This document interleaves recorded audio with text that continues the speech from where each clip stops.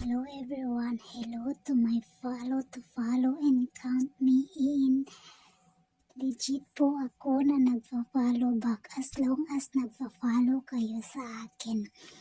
Pero sana naman po wag yung pagkatapos mong i-follow, ini-unfollow ka.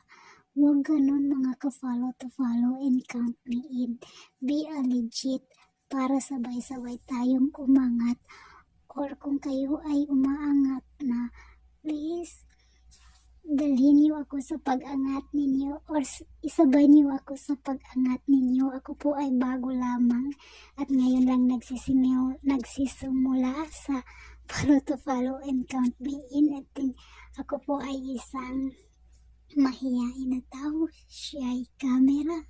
Basta mahiyain sa camera. Okay?